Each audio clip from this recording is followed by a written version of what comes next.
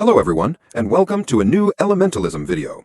As always, if you don't know what Elementalism is, it's a Roblox game based on manipulating the 4 elements, featuring different classes and ways to use this energy.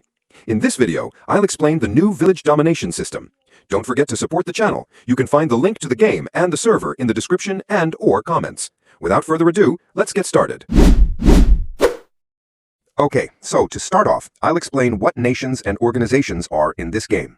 Let's begin with the nations. They are part of a role-play system implemented in the game, divided into 4 groups: the Flame Empire, Terra Kingdom, Snow Tribe, and Wind Realm. Although there is also a recent one called the Null Coalition. These groups represent distinct cultures where players can engage in wars, events, interactions, and ranking systems. To join these groups, you can visit the game's Discord server and ask how to join one of the nations. As for organizations, these are groups similar to nations, but they are formed by the players themselves rather than being pre-existing entities. This allows for greater freedom regarding names, uniforms, and ranks. However, they share the same characteristics as nations, such as events, training, interactions, and rankings, albeit on a smaller scale. With that explained, I will move on to how village domination works, whether you are part of a nation or an organization. Okay, so once you join a nation or organization, your character will have an item in their inventory displaying the flag of your faction. On servers with 10 or more players, at least 3 members of your group must be present to begin capturing a village. Clicking the flag triggers a progress bar and starts the capture process. You do not need to keep the flag item equipped after clicking it. When the bar reaches 100%, the village flags will switch to those of the faction currently in control. Each captured village generates 1,000 Aureus per hour, distributed in increments every 5 minutes to every member of the faction.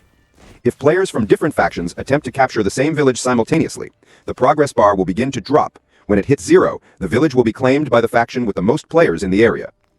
Now, if members of other factions are present on the server, this payout increases based on the player count, up to a maximum of 5,000 Aureus per hour. Since there are 5 villages, you could potentially earn 25,000 Aureus per hour. Note that this mechanic does not apply to private servers. Also, keep in mind that this monetary bonus only applies if your faction has at least 50% as many players as the opposing factions. For example, if the opposing faction has 10 players on the server, your group needs at least 5 players to receive the increased Aureus amount. If this requirement isn't met, earnings remain at 1,000 Aureus per hour. This requirement exists to prevent AFK farming between allied factions. Additionally, by maintaining a player count equal to at least 50% of the opposing factions, every member of the controlling faction gains a 1% damage bonus while fighting within that village. As a final note, if no member of the faction controlling a town spends at least 1 minute inside that town every 30 minutes, it will automatically become uncontrolled due to inactivity. With that said, this concludes the explanation of how the domination system works. Now, I'll give a brief demonstration of each village being dominated, starting with Earth Village. Here you can see the flags changing. Next, we have Air Village, already dominated. Snow Village being conquered. We also have Flame Village, with its flags changing. And the Ninja Village, located in the Old Crystal Cave.